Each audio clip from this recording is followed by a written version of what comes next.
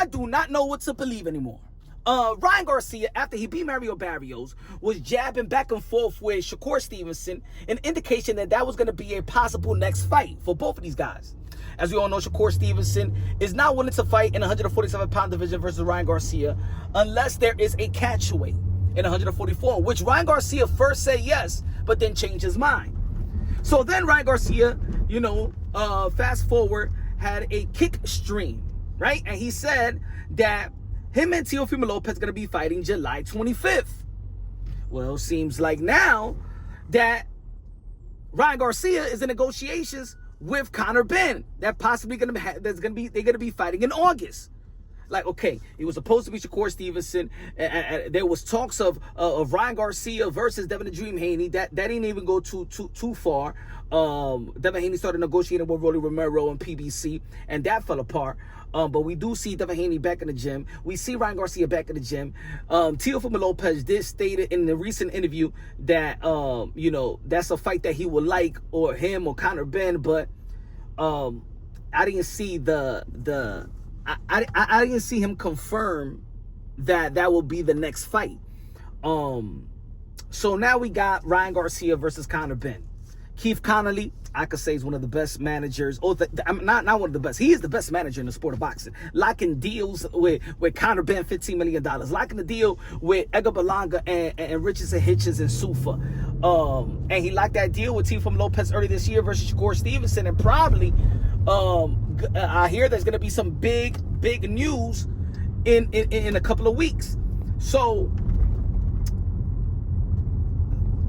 and in his IG, he posted that fight is practically in negotiations for Las Vegas. Now, I think that fight could be big in the UK, right?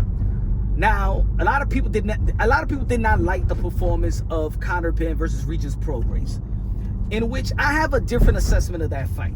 I knew that Conor Benn was going to struggle versus Regis Prograis. It does not have to do with skills. You know what I'm saying? A lot of people talking about, that Conor Benn, the skill set and things of that nature. He's not technically sound like that.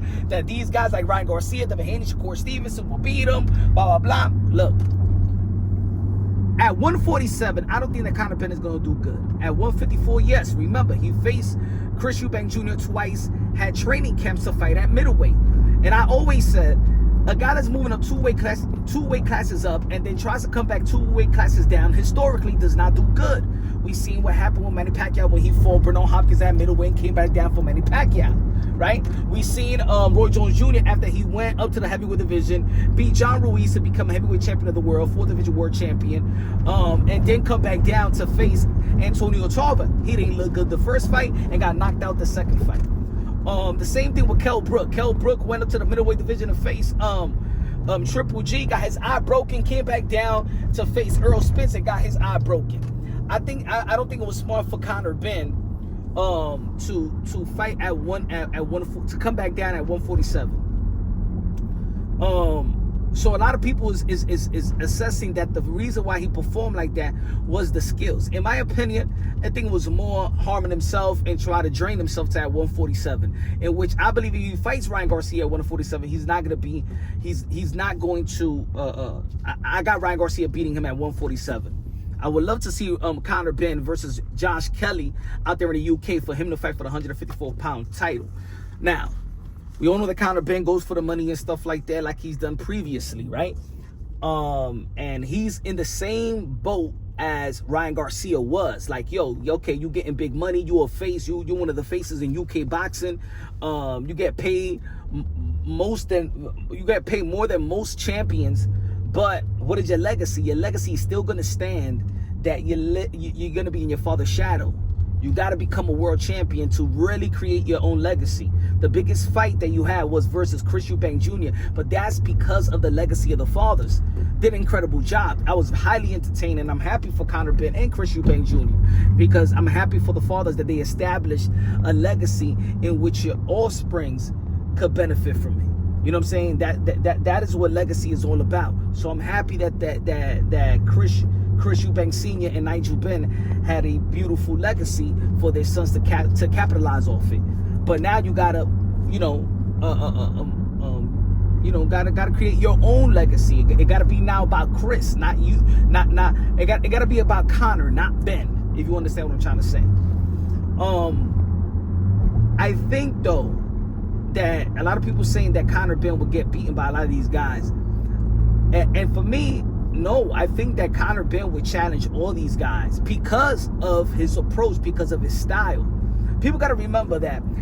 People saying, oh, well, Conor Benn is going to lose to Shakur Stevenson because, Shakur Stevenson and Devin Haney and these guys are more technically sound than Conor Benn.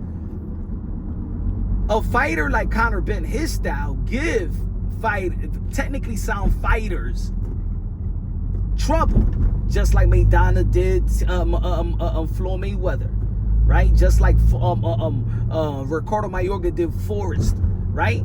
Just like Deontay Wilder did Luis Ortiz.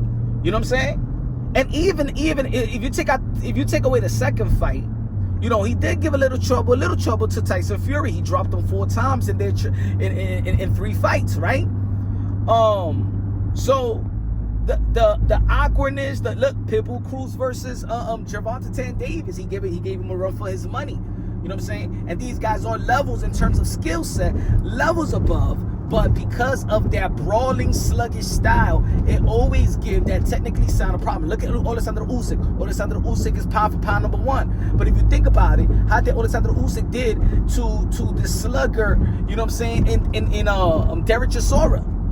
So you could be as technically sound as you can be. The guy that gives the technically sound fighter a problem is those sluggers like a Conor Benn. So it's not going to be easy. Look, put it this way. Who did Ryan Garcia lose to? Gervonta Tan Davis, but to who? Rolly Romero. What is Rolly Romero?